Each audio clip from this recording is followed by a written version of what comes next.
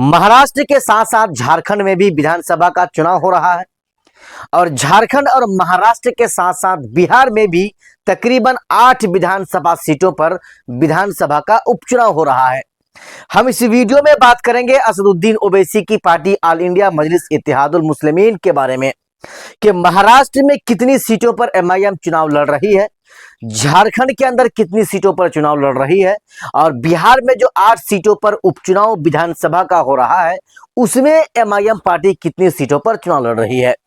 दोस्तों, इस वीडियो को हम आपको बारीकी के साथ बताएंगे। इस वीडियो में एक एक करके जानकारी को हम आपको देंगे कि ऑल इंडिया मजलिस इत्तेहादुल मुस्लिमीन पार्टी लोगों के पास इतना खराब पार्टी क्यों है, या फिर ऑल इंडिया मजलिस इत्तेहादुल मुस्लिमीन पार्टी को कौन लोग खराब कहते हैं।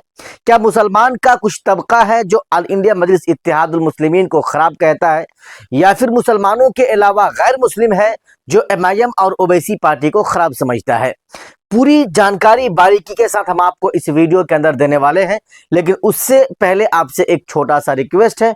अगर आप नए दोस्त हैं हमारे इस चैनल में तो सबसे पहले आप हमारे चैनल को सब्सक्राइब कर लें।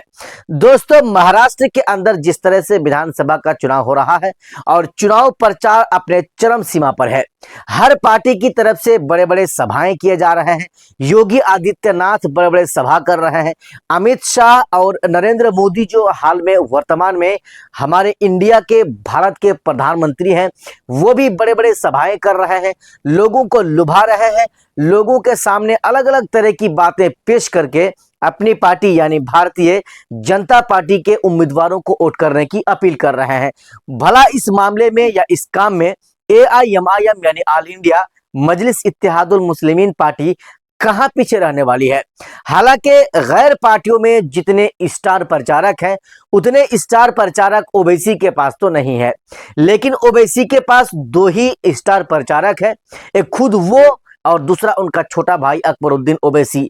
ये दोनों स्टार प्रचारक हैं और ये दोनों जब जब जिस जगह पर जाकर प्रोग्राम करते हैं, सभा को संबोधित करते हैं, इंशाअल्लाह उस सभा के जो दूसरा दिन होता है, उस सभा के खत्म होने का उसके दूसरे दिन से माहौल बदल जाता है। यानी जो एमआईएम पार्टी के चाहने वाले नहीं होते हैं वो भी एमआईएम पार्टी की बातें करना शुरू कर देता है। हम आपको बताएंगे 16 विधानसभाओं के बारे में। महाराष्ट्र के अंदर ओवैसी ने अपना उम्मीदवार को उतारा है। 16 उम्मीदवारों में हम आपको बताएंगे 7 ऐसी विधानसभाएं हैं जिन सातों के सातों विधानसभाओं के बारे में यह कहा जा रहा है कि ऑल इंडिया मजलिस इत्तेहादुल मुस्लिमीन के उम्मीदवारों को जबरदस्त और धमाकेदार जीत 23 नवंबर को होने वाली है। हालांकि 23 नवंबर की बात मैं आपको इसलिए कह रहा हूं, एक ही चरण में पूरे महाराष्ट्र में 288 विधानसभा सीटों पर चुनाव होना है और वो 20 नवंबर को होना है। महज बीच में 2 दिन का वक्फा, तीसरा दिन यानी 23 नवंबर को चुनाव की गिनती होनी है और 23 नवंबर के चुनाव की गिनती के बाद वहां का समीकरण बदलेगा कि आखिर सरकार किसकी बनने जा रही है। क्या सरकार महाविकास आघाड़ी जो हमेशा बीजेपी को रोकने की प्रयास करती है, क्या महाविकास आघाड़ी की सरकार बनेगी या फिर भारतीय जनता पार्टी फिर से सरकार बनाने में कामयाब हो जाएगी।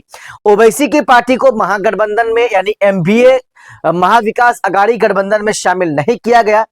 इसकी वजह से ओवैसी ने 16 उम्मीदवारों से अपना उम्मीदवार को उतार दिया। 16 विधानसभाओं से 16 विधानसभाओं से उम्मीदवार को उतारने के बाद जो माहौल गरमाया है वो एकदम देखने लायक है।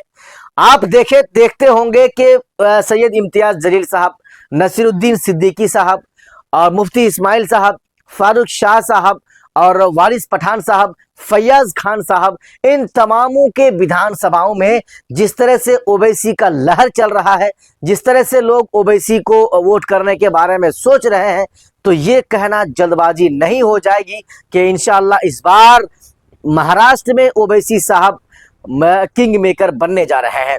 ओवैसी के पास किंग मेकर बनने के लिए महज 7 से 10 विधायक चाहिए। अगर इतने विधायक ओवैसी के पास हो जाएंगे तो महाराष्ट्र की चाहे कोई सी भी पार्टियां हो जाए, चाहे एमवीए गठबंधन हो या बीजेपी गठबंधन की, तो कोई सवाल ही नहीं खड़ा होता है। एमवीए गठबंधन ओवैसी को रातों रात फोन करेंगे, ओवैसी के पैर में आके गिड़गिड़ाएंगे और कहेंगे आपके विधायकों का समर्थन हमें आप दे दीजिए। बाकी अगर आप ओवैसी के हितैषी हैं, एमआईएम पार्टी के चाहने वाले हैं, तो आपको क्या लग रहा है क्या ओवैसी साहब इस बार महाराष्ट्र के विधानसभा में वाकई में किंग मेकर है? क्या वो किंग मेकर के रूप में देखे जाते हैं? दोस्तों, इस बात को आपको हमें हमारे इस वीडियो के नीचे जरूर लिखना है। लेकिन जो माहौल है, लेकिन जो लोगों की भीड़ लगती है ओवैसी और उनकी पार्टी के वक्ताओं को सुनने के लिए, जो उनके मुकर्रिर होते हैं उनको सुनने के लिए, उनके भाषण को सुनने के लिए, तो ये भीड़ इस बात की गवाही दे रही है कि महाराष्ट्र के मुसलमान इस बार किसी के बहकावे में नहीं आने वाला है। महाराष्ट्र के मुसलमान इस बार ओवैसी को वोट करेंगे, दिल से ठान लिया है। अगर मुसलमानों के हित में या मुसलमानों के हक में सबसे ज्यादा अगर किसी ने आवाज उठाया है तो वो ओवैसी है। अगर मुसलमानों के हक में, अगर हक और हुकूक की बात सबसे ज्यादा अगर किसी ने हिंदुस्तान के पार्लियामेंट के अंदर किया है तो वो असदुद्दीन ओवैसी है। ऐसे में मुसलमानों को भी चाहिए कि महाराष्ट्र के विधानसभा चुनाव में ओवैसी को खुलकर समर्थन करे, ओवैसी को खुलकर वोट दे, यानी ओवैसी के जो भी उम्मीदवार चुनावी मैदान में है उनको खुलकर वोट करें। बाकी दोस्तों, आपने हमारा इस पूरा वीडियो को देखा, देखने के लिए आपका बहुत बहुत धन्यवाद। जय हिंद।